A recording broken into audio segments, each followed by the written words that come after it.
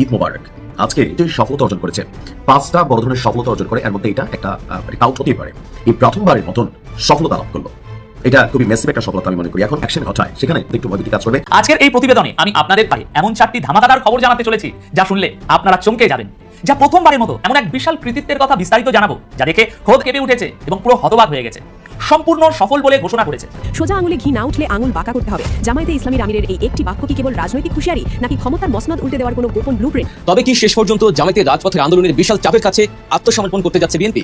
হ্যাঁ, অনেকটা বাধ্য হয়ে জাতীয় সংসদে জামায়াতের দাবি পূরণ করতে হচ্ছে বিএনপিকে। আজকে জুলাই প্রোডাক্ট আমরা, জুলাই নাই আমরাও নাই, জুলাই আছে আমরা আছি, জুলাই আছে সরকার আছে, জুলাই আছে বিরোধী আছে, জুলাই নাই কিছু। এই জুলাই বিপক্ষে অবস্থান নিয়ে সরকার পার পাবে না ইনশাআল্লাহ। বাংলাদেশের রাজনীতিতে একটা অসম্ভব সুখবর। জামাত জোটের কঠিন চাপে পড়ে অবশেষে মাননীয় প্রধানমন্ত্রী প্রিয় শিশু মুক্তিযোদ্ধা জনাব তারেক ওরফে জিয়া মুখ খুলতে বাধ্য হলেন। জামাত জোট কি সংসদ থেকে পদত্যাগ করার ইঙ্গিত দিল? সংসদ থেকে পদত্যাগ করবে না করুক, আমি আসছি সেদিকে। আন্দোলন সফল না করে জামাত জোট ঘরে ফিরবে না। সকালে জামিন পাওয়ার পর বিকেলে জেল থেকে মুক্তি পেয়েছেন সাবেক স্পিকার শিরিন শারমিন চৌধুরী। নতুন একটা গুরুত্বপূর্ণ ভিডিওতে আপনাদেরকে স্বাগতম। প্রিয় দর্শক, বাংলাদেশের যে পরিস্থিতি তারই প্রেক্ষাপটে যা সকল কিছু ঘটে চলেছে তারই কিছু গুরুত্বপূর্ণ খবর আজকে তুলে ধরবো। হ্যাঁ প্রিয় দর্শক, আপনারা ইতিমধ্যে ভিডিওর কিছু অংশ দেখে ফেলেছেন, দেখেই বুঝতে পারছেন আজকের ভিডিও ঠিক কতটা গুরুত্বপূর্ণ। তো দর্শক, যারা ভিডিও অন করেছেন তারা ভিডিও না টেনে পুরো ভিডিও দেখতে থাকুন, তাহলে ভিডিওর অংশ বিশেষগুলো বুঝতে পারবেন। তো প্রিয় দর্শক, এখনো যারা চ্যানেলটিকে সাবস্ক্রাইব করেননি তারা এরকম খবর পেতে চ্যানেলটিকে সাবস্ক্রাইব করে রাখুন, আর যারা করেছেন তাদেরকে অসংখ্য অসংখ্য ধন্যবাদ। চলুন একটা লাইক দিয়ে পর্যায়ক্রমে ভিডিওগুলো দেখে আসি। জামাত জোট কি সংসদ থেকে পদত্যাগ করার ইঙ্গিত দিল? সংসদ থেকে পদত্যাগ করবে না করুক, আমি আসছি সেদিকে। আন্দোলন সফল না করে জামাত জোট ঘরে ফিরবে না, এবং এই আন্দোলন সফল করা তাদের জন্য অত্যন্ত সহজ হবে। এই আন্দোলন সফল করতে যে অনেক রক্ত দেওয়া লাগবে, অনেক শাহাদাত, অনেকের জীবন দিতে হবে, বিষয়টা এরকম নয়। আমির জামাত বলছেন আন্দোলন সফল করবই, প্রয়োজনে আমি জীবন দিব। হাসনাত আব্দুল্লাহরা বলছেন, এমপিরা বলছেন যে আমরা বুক পেতে দিব, আমাদেরকে গুলি করলে করুক, আমরা প্রয়োজনে শহীদ হব, কিন্তু তারপরও আমরা আন্দোলন সফল করবই না। এত কিছু লাগবে না। আমির জামাতকে গুলি করবে না, হাসনাত সার্জিস নাইদেরকে গুলি খেতে হবে না। খুব সহজেই আন্দোলন সফল হবে, এবং আন্দোলন সফল করেই জামাত এনসিপি ঘরে ফিরবে। সফল না করে তারা ঘরে ফিরবে না। দর্শক, সংসদ থেকে পদত্যাগের ইঙ্গিত দিচ্ছে এস্ট্রো। জামাতের আমির বলেছেন যে সংসদ নয়, আমাদের আসল ঠিকানা রাজপথ, এবং সংসদে কোনো দাবি আদায় করা সম্ভব হবে না। রাজপথের আন্দোলনে একমাত্র পথ, এটা এমপিরাও এখন বলছেন। এমপিরা রাজপথে এসে বলছেন যে সংসদে আমাদের কথা বলতে দেওয়া হচ্ছে না, আমরা সংসদে কথা বলতে পারছি না, যার ফলে আমরা এই রাজপথে এসে কথা বলছি, এবং সংসদে কোনো কিছু হবে বলে আমরা মনে করছি না। যা করার রাজপথেই করতে হবে। অতএব জামাত জোট, জামাত এনসিপি তাদের আসল ঠিকানা রাজপথকে খুঁজে নিয়েছে, রাজপথকে আসল ঠিকানা বানিয়ে নিয়েছে। রাজপথেই তাদের খেলার গ্রাউন্ড হিসেবে তারা চুজ করেছে, ফাইনালাইজ করেছে। সেখানে সংসদের উপর কোনো আস্থা নেই। তাহলে কি পদত্যাগ করবে? দেখেন, পদত্যাগের কথা বলবে, কিন্তু পদত্যাগ করার কোনো প্রয়োজন হবে না। অলরেডি আমির জামাত বলেছেন সংসদে ফেসিবাদের কালো ছায়া ফিরে এসেছে। এখন যেই সংসদে ফেসিবাদের কালো ছায়া, সেই সংসদে তো জামাত এনসিপি থাকা উচিত না। এই জন্য জামাত এনসিপি বারবার বলবে যে আমরা প্রয়োজনে সংসদ থেকে পদত্যাগ করবো, কিন্তু at the end of the day সংসদ থেকে পদত্যাগ তারা করবে না। কেন করবে না? আসলে যে আন্দোলনে জামাত এনসিপি নেমেছে এটা কঠিন কোনো আন্দোলন নয়, এবং এই আন্দোলনে সফল হতে পদত্যাগ পর্যন্ত, সংসদ থেকে পদত্যাগ পর্যন্ত যেতে হবে না, তার আগে আন্দোলন সফল হয়ে যাবে। এই কারণে পদত্যাগ করা লাগবে না। এটা হচ্ছে আসল কথা। এই আন্দোলন কেন সহজে সফল হবে এটা আগে বুঝি। এই আন্দোলন হচ্ছে বিএনপি সরকারের বিরুদ্ধে, অথচ বিএনপি একটা ধৈঞ্চা নরবরে একটা সরকার। এই বিএনপির কোনো গার্ডস নাই, কোনো ক্ষমতা নেই, কোনো পাওয়ার নেই। তাদের যা আছে আপনি অবাক হবেন, আছে শুধু ছাগলামি এবং পাগলামি। এখন পর্যন্ত প্রশাসন, দেখেন, যে কাজ করতে হয়, যে আকাম করতে, এই কথাটা আমি বারবার বলি। যেমন এই যে জুলাই সনদকে অস্বীকার করা, এবং যা ইচ্ছা তা করবো, কিসের জুলাই, আমার মতো করে আমি করবো, আমি আমার মতো করে সংবিধান সাজাবো, এটা কখন করতে হয়? হাসিনা কখন করেছে? হাসিনা তত্ত্বাবধায়ক সরকার কিন্তু ক্ষমতা এসেই বাতিল করেনি। প্রায় 3.5 বছর, 4 বছর, 4.5 বছর পর তত্ত্বাবধায়ক সরকার হাত দিয়েছে। এই 4 বছর কি করেছে? আরো এরপর ইসলামী ব্যাংক দখল, প্রায় ক্ষমতা আসার পর 11 বছর পর, ক্ষমতা আসার 11 বছর পর ইসলামী ব্যাংক হাত দিয়েছে। মানে এই ধরনের মহা কিছু আকাম এটা করতে হয়, যাতে এই আকামকে অন্য কিছু দিয়ে ধামাচাপা দেওয়া যায়।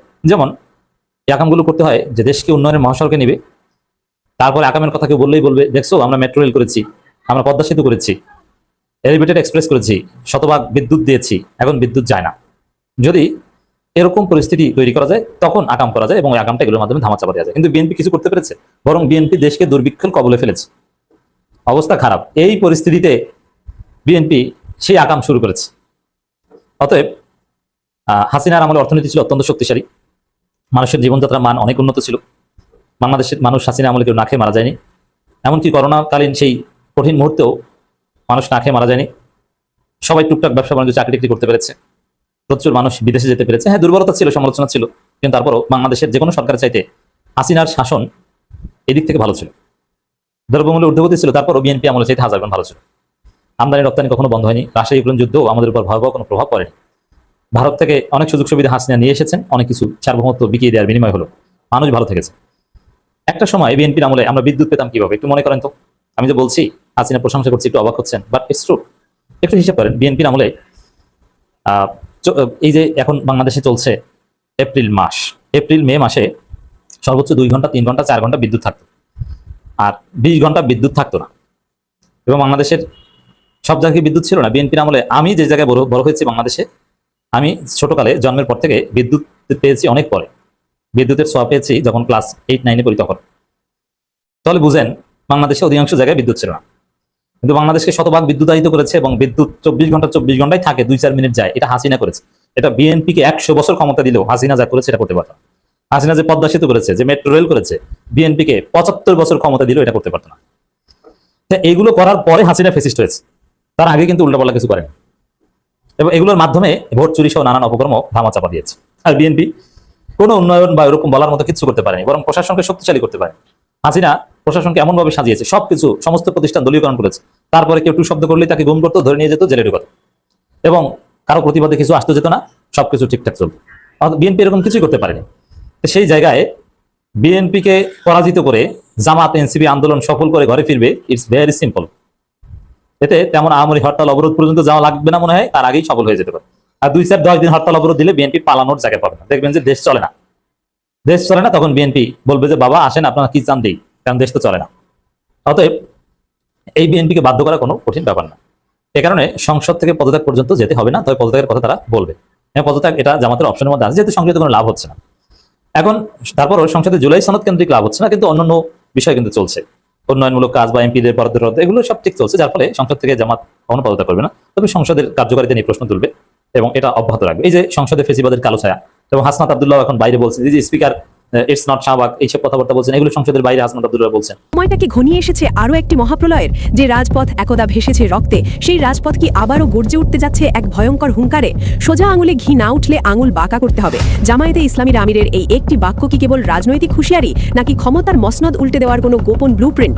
যখন রাজপথ থেকে সরাসরি সংসদ ভবন ঘেরাওয়ের ডাক আসে, যখন শ্রীলঙ্কা স্টাইল প্রতিবাদের হুমকি বাতাসে ভাসতে থাকে, তখন বুঝতে হবে পর্দার আড়ালে দানা বাঁধছে কোনো এক ভয়াবহ ঝড়ের পূর্বাভাস। আজকের পর্বে আমরা উন্মোচন করব সেই বারুদ ঠাসা বাস্তবতাকে। বাংলাদেশের রাজনীতির সমীকরণ এখন এক জটিল গোলকধাঁধায়। বিশেষ করে জুলাই সনদ এবং পরবর্তী ক্ষমতার বন্টন নিয়ে যে অসন্তোষের অনল জ্বলছিল, তা এখন আগ্নেয়গিরির লাভার মতো বেরিয়ে আসতে শুরু করেছে।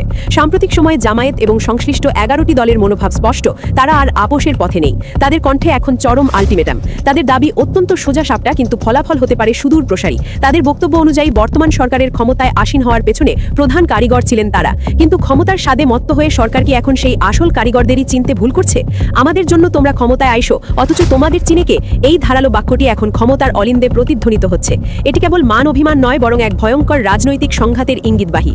রাজনীতির সমীকরণ যখন সোজা আঙুলে ঘি তুলতে ব্যর্থ হয়, তখন আঙুল বাঁকা করাটাই দস্তুর। বাংলাদেশের রাজনৈতিক প্রেক্ষাপটে ঠিক এই নাটকীয় মোড়টি এখন দৃশ্যমান। সংসদের ভেতর যখন গণতন্ত্রের চর্চা হওয়ার কথা, সেখানে আজ চলছে অবিশ্বাসের এক অন্তহীন মহড়া। জামায়াত আমিরের কণ্ঠস্বরে আজ কেবল আক্ষেপ নয়, বরং মিশে আছে এক ভয়ঙ্কর বজ্রহুঙ্কার। তিনি সরাসরি আঙুল তুলেছেন সেই অব্যবস্থাপনার দিকে, যেখানে বিল পাশের নামে জনগুরুত্বপূর্ণ নথিপত্র সরবরাহ করা হয় অধিবেশনের মাত্র 1 ঘন্টা আগে। প্রশ্ন উঠছে, যে নথিপত্র পড়ার সময় নেই, যে আইন নিয়ে ভাবার অবকাশ নেই, সেখানে রায় দেওয়ার অর্থ কি স্রেফ রাবার স্ট্যাম্প হওয়া নয়? অনুসন্ধানে দেখা যায়, সরকারি দল এবং বিরোধী দলের ঐক্যমত্যের ভিত্তিতে গঠিত বিশেষ কমিটি যে আস্থা তৈরি করেছিল, তা শেষ মুহূর্তে ভেঙে চুরমার হয়ে গেছে। মন্ত্রী ছাড়া সকল সদস্য বেসরকারি। এই যুক্তির আড়ালে যখন সংস্কৃতি মন্ত্রী নিজে কোনো বিল গ্রহণ করেন, তখন তা আর বেসরকারি থাকে না, তা হয়ে যায় সরাসরি সরকারি মেমো। সংসদের ভেতরে খোদ ইনকামবেন্ট মন্ত্রী মন্ত্রী যখন বলেন আমিও জানতাম না, তখন অন্ধকার আরও ঘনীভূত হয়। এই কলকাঠি আসলে নাড়া হচ্ছে কোন অদৃশ্য সুতোয়? জামায়াত আমিরের ভাষায় জাতিকে আজ কমলালেবু দেখানো হচ্ছে। একটি শিশুকে যেমন প্লাস্টিকের কমলালেবু দিয়ে ভুলিয়ে রাখা হয়, বর্তমান প্রশাসনও কি ঠিক সেইভাবে জনতাকে বিভ্রান্ত করছে? দুদক বিল, পুলিশ সংস্কার কমিশন বিল, গুম কমিশন কিংবা পিএসসি বিল, যেগুলো প্রতিটি নাগরিকের ভাগ্যের সাথে জড়িত, সেগুলো কেন হিমাগারে? কেন কেবল সেই অধ্যাদেশগুলোই সামনে আনা হচ্ছে যা প্রকারান্তরে ফ্যাসিবাদকে দীর্ঘস্থায়ী করার ঢাল হিসেবে কাজ করবে? এই রাজনৈতিক অস্থিরতার মাঝে সবচেয়ে বড় বোমাটি ফাটিয়েছেন খোদ রাজসাক্ষীরা। নির্বাচনের স্বচ্ছতা নিয়ে যখন প্রশ্ন ওঠে, তখন সাবেক উপদেষ্টা পরিষদ এবং বর্তমান স্থানীয় সরকার প্রতিমন্ত্রীর বক্তব্য আগুনে ঘি ঢেলে দেয়। পর্দার আড়ালে লন্ডনে বসে যখন ট্রফি হস্তান্তর করা হয়, তখন প্রশ্ন জাগে, এই নির্বাচন কি তবে স্রেফ একটি আইওয়াশ? জাতিকে কি তবে পরিকল্পিতভাবে ব্ল্যাকমেইল করা হচ্ছে? পরিস্থিতি এখন এমন এক পর্যায়ে পৌঁছেছে যে কোনো সময় সংসদ ভবন ঘেরাওয়ের ডাক আসতে পারে। জুলাইয়ের সেই উত্তাল দিনগুলোর স্মৃতি এখনো ফিকে হয়ে যায়নি। জনগণের অধিকার আদায়ের এই লড়াই কি তবে দ্বিতীয় কোনো অভ্যুত্থানের দিকে মোড় নিচ্ছে? ক্ষমতার অলিন্দে থাকা ব্যক্তিরা কি বুঝতে পারছেন তারা কতটা বারুদের স্তূপের উপর বসে আছেন? ঠিক এই মুহূর্তে আমাদের জেনে রাখা দরকার এর নেপথ্যের কারিগরদের আসল উদ্দেশ্য। আপনি যদি এই চাঞ্চল্যকর তথ্যের গভীরে যেতে চান এবং দেশের প্রকৃত পরিস্থিতি সবার আগে জানতে চান, তবে এখনই আমাদের channel news BD live subscribe করে রাখুন। শহীদ পরিবারের সদস্যদের চোখে আজ জল নয়, বরং জ্বলছে প্রতিশোধের আগুন। তারা সাফ জানিয়ে দিয়েছেন তারা কোনো দলের হাতিয়ার হতে চান না। 1991 সালের পার্লামেন্ট কিংবা 90-এর গণ আন্দোলন ইতিহাস সাক্ষ্য দেয়, যারা প্রতিশ্রুতি রক্ষা করে না, সময় তাদের ক্ষমা করে না। বর্তমান সরকার যখন জুলাই যোদ্ধাদের নাম ব্যবহার করে নিজেদের ব্যর্থতা ঢাকতে চায়, তখন মাঠ পর্যায়ের লড়াইটা আর কেবল আলোচনার টেবিলে সীমাবদ্ধ থাকে না। প্রবীণ রাজনীতিবিদেরা দেখছেন পুলিশের ভেতরে পুনরায় জাতীয়তাবাদী পুলিশ লীগ তৈরির তোড়জোড় চলছে। বিচার বিভাগকে নিরপেক্ষ করার বদলে দলীয়করণের সেই পুরনো ভূত আবার কাঁধে চেপে বসেছে। সংবিধান সংস্কার পরিষদের শপথ না নেওয়া কিংবা জনগুরুত্বপূর্ণ অধ্যাদেশগুলো বাতিল করে দেওয়া সবই কি তবে একটি বড় ষড়যন্ত্রের অংশ? ঢাকায় অনশনরত ছাত্রদের উপেক্ষা করা কিংবা সাধারণ মানুষের ভাগ্য নিয়ে ছিনিমিনি খেলার পরিণাম যে কতটা ভয়াবহ হতে পারে তার প্রমাণ ইতিহাসের পাতায় পাতায় লেখা আছে। তো প্রিয় দর্শক, আশা করি পুরো ভিডিও দেখেছেন। দেখে হয়তো আপনার মন্তব্য থাকতে পারে। মন্তব্য থাকলে কমেন্ট বক্সে জানিয়ে দিন। দেখা হবে, কথা হবে পরবর্তী কোনো ভিডিওতে।